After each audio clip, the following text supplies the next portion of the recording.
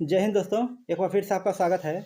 दोस्तों इस वीडियो में हम बात करेंगे बिहार कार्यालय परिचारी वैकेंसी 2025 के लिए। दोस्तों इस वीडियो में पूरी डिटेल्स जानकारी देंगे, इसलिए दोस्तों आप लोग वीडियो को शुरू से अंत तक बने रहिए। तो चलिए दोस्तों शुरू करते हैं। यहाँ दोस्तों देखा लिखा है कि बिहार कार्यालय परिचारी वैकेंसी 2025। अगर आप 10वीं पास है और बिहार सरकार की नौकरी की तलाश कर रहे हैं तो आपके लिए यह एक शानदार अवसर आया है। ठीक है, तो बिहार कर्मचारी चयन आयोग ने कार्यालय परिचारी के पदों पर बम्पर भर्ती निकाली है। ठीक है, इस भर्ती के अंतर्गत कुल 3727 यानी कि 3727 पदों पर नियुक्ति की जाएगी। ठीक है, चलिए कितना पद है दोस्तों, तो 3727।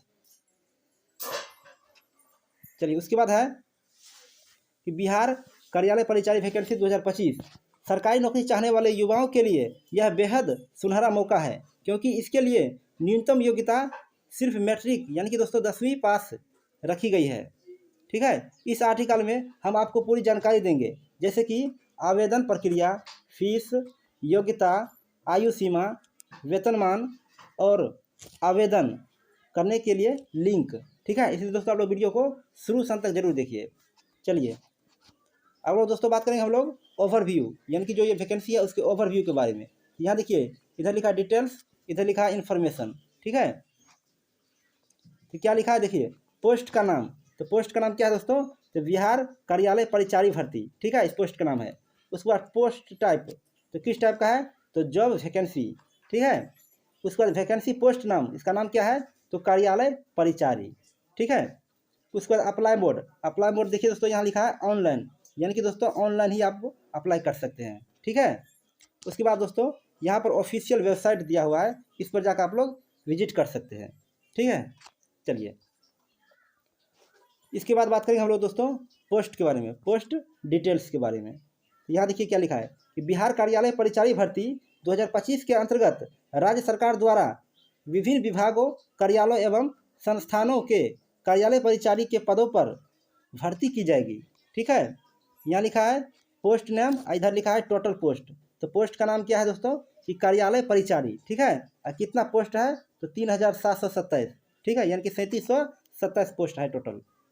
चलिए उसके बाद बात करेंगे एप्लीकेशन डेट्स के बारे में। ठीक है, यहाँ देखिए क्या लिखा है, लिखा है कि बिहार कार्यालय परिचारी भर्ती 2025 के लिए आवेदन प्रक्रिया पूरी तरह ऑनलाइन मोड से आयोजित की जाएगी। ठीक है, आधिकारिक नोटिफिकेशन के अनुसार आवेदन की शुरुआत निर्धारित तिथि से होगी और उम्मीदवार अंतिम तिथि तक ही ऑनलाइन आवेदन पत्र भर सकेंगे। ठीक है, उसके बाद दोस्तों लिखा है कि आवेदन की अंतिम तिथि के बाद किसी भी प्रकार का फॉर्म स्वीकार नहीं किया जाएगा। इसको दोस्तों आप लोग ध्यान रखना है, जब तक डेट है तब तक ही आप लोग भर सकते हैं। चलिए उसके बाद बात करेंगे इवेंट, इधर है और उधर दिया है डेट्स। यहाँ देखिए दोस्तों लिखा है कि start date for online apply. ठीक है, यहाँ लिखा है 25 अगस्त 2025। ठीक है, यानी कि 25 अगस्त से आप लोग स्टार्ट कर सकते हैं ऑनलाइन के लिए। ठीक है, उसके बाद लिखा है कि last date for online apply. Online apply का दोस्तों लास्ट डेट है 26 सितंबर। ठीक है, 26 सितंबर 2025 तक है। उसके बाद अप्लाई मोड कैसा है, तो ऑनलाइन ही है, यानी कि आप लोग ऑनलाइन ही फॉर्म को फिलअप कर सकते हैं। चलिए उसके बाद दोस्तों हम लोग बात करेंगे कि एप्लीकेशन फ़ीस के बारे में। ठीक है, इसकी फ़ीस कितनी है, तो ध्यान से देखिए, लिखा है कि बिहार कार्यालय परिचारी भर्ती 2025 में आवेदन करने के लिए उम्मीदवारों को निर्धारित श्रेणीवार आवेदन शुल्क का भुगतान करना होगा। ठीक है, आवेदन शुल्क का भुगतान केवल ऑनलाइन मोड यानी कि दोस्तों debit card, credit card, net banking, UPI आदि से ही स्वीकार किया जाएगा। ठीक है, एक बार जमा किया गया शुल्क वापस नहीं किया जाएगा। ठीक है, इसको याद रखिए। चलिए इसके बाद दोस्तों लोग बात करेंगे, इधर है कैटेगरी, इधर दिया है एप्लीकेशन फ़ीस। तो यहाँ देखिए, तो जनरल, EWS, अदर, ये सब के लिए कितना है, तो 540 रुपया है। ठीक है, उसके बाद SC ST और फीमेल, इसके लिए कितना है, तो 135 रुपया है। पेमेंट मोड कैसा है, तो ऑनलाइन, यानी कि ऑनलाइन ही आप पेमेंट जमा कर सकते हैं। चलिए उसके बाद हम लोग बात करेंगे दोस्तों कि शैक्षणिक योग्यता, इस वैकेंसी के लिए शैक्षणिक योग्यता कितनी होनी चाहिए। तो यहाँ देखिए, तो उम्मीदवार को किसी मान्यता प्राप्त बोर्ड संस्था से 10वीं यानी कि मैट्रिक उत्तीर्ण होना अनिवार्य है। ठीक है, 10वीं से ऊपर की योग्यता वाले भी आवेदन कर सकते हैं। चलिए, इसके बाद हम लोग बात करेंगे आयु सीमा के बारे में। तो आयु सीमा कितनी होनी चाहिए इसके बारे में बात करेंगे।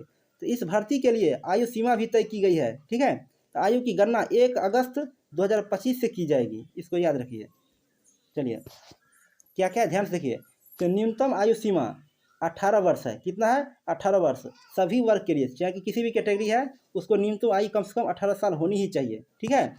उसका अधिकतम आयु कितनी है? तो अधिकतम आयु है 37 वर्ष, ठीक है। अनरिजर्व पुरुष के लिए है। उसके बाद अंतिम अधिकतम आयु है OBC या EBC या पुरुष एवं स्त्री यानी कि महिला दोनों के लिए कितना है? तो 40 साल, ठीक है, 40 वर्ष है। अब ध्यान रखिए। उसके बाद दोस्तों अधिकतम आयु है अनरिजर्व महिला के लिए, कितना है? 40 वर्ष, ठीक है।